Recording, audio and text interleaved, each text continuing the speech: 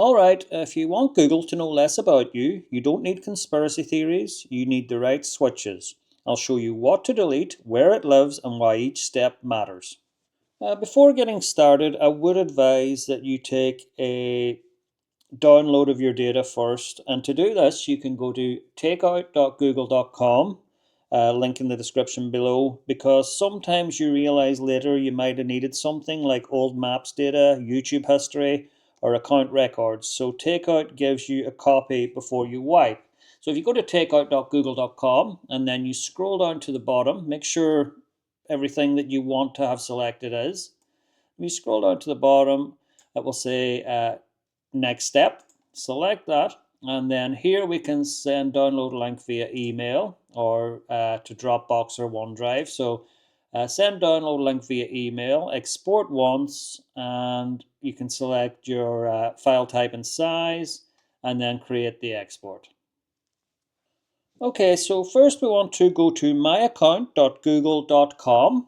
You can type that into the address bar. And you want to check over at the right hand side, you want to make sure you check your profile icon.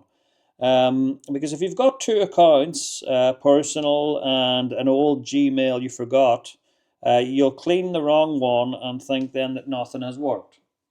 Step 1, web and app activity. Web and app activity is basically Google's master notebook. It's not just your searches, it can include stuff you do across Google services and sometimes activity from apps and sites that use Google services. If you delete this, you're clearing the most useful pile of data Google uses to build a profile and personalize everything. Turning it off stops future saving, and deleting removes the past.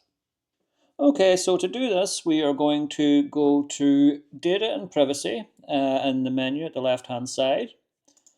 And from here you will see History Settings. We want to select Web and App Activity. And from here we want to select Turn Off. And we're going to select Turn Off and Delete Activity. And from here you want to select Next. And here is your activity will be permanently deleted from your account and no longer used for personalization. So I'm going to keep them all selected, all the options here, and I'm going to click Next. And from here, then I am going to select Delete. And deletion is complete. The activity you selected is being permanently deleted from your account and no longer tied to you. Step 2, Timeline. Timeline is the where you've been story. This one matters because location is extremely identifying. It can show routines, home, work, gym, favorite cafes, and travel patterns. Clearing Timeline removes that history, and turning it off stops the diary from rebuilding. Search history is what you think, Timeline is where you go. Okay, so to do this, we want to go to Data and Privacy. And from here, you want to go to History Settings and go down to Timeline. And from here, we want to select Turn Off, and then Turn Off and Delete Activity. And here you want to click Next, and then you want to select Delete. Deletion complete. The activity you selected is being permanently deleted from your account and no longer tied to you. Step 3, YouTube history. Watch and search. YouTube history isn't just the videos you watch. It's a strong signal of interests and beliefs, health questions, financial stress, whatever. This step matters because YouTube watch patterns are some of the most accurate profiling signals in the entire Google ecosystem. After doing this, your recommendations might reset for a bit, and that's normal because we just wiped the thing that was training them. So to do this, we're going to go over to Data and Privacy. And from here, you want to go to History Settings and down to YouTube History. And then we want to select Turn Off. And then you want to select Pause. And also, you could delete old activity if you wish to do so as well. Step 4, My Activity Delete Sweep. Think of this as a vacuum cleaner. Even after you handle the big three toggles, My Activity can still show items by product. This makes sure you didn't miss something hiding in plain sight.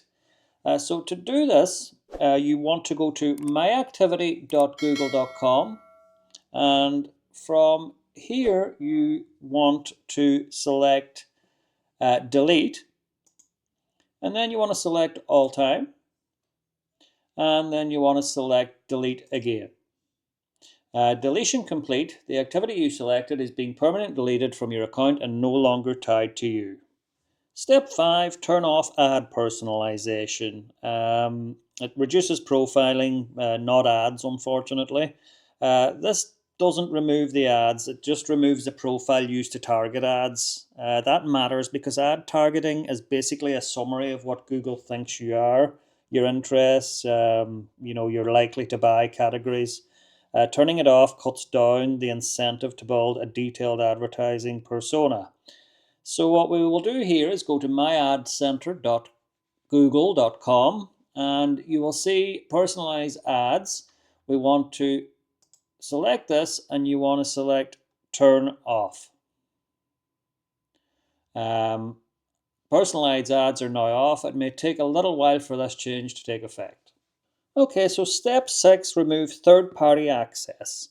Because the data isn't only inside Google, it can leak out through apps you connected years ago with Sign In with Google.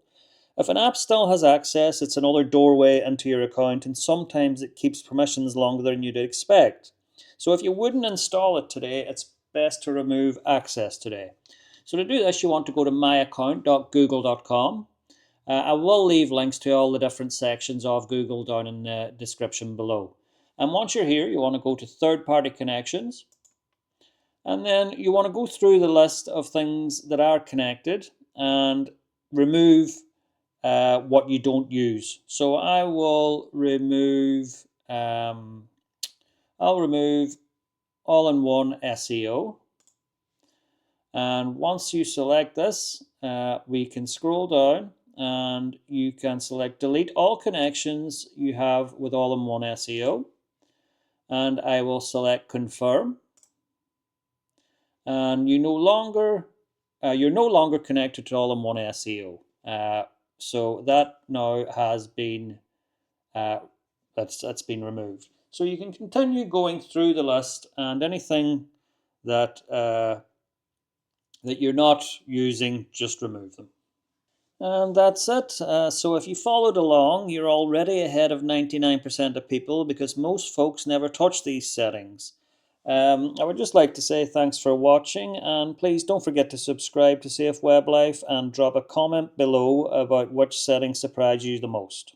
I'll see you in the next one. Bye for now.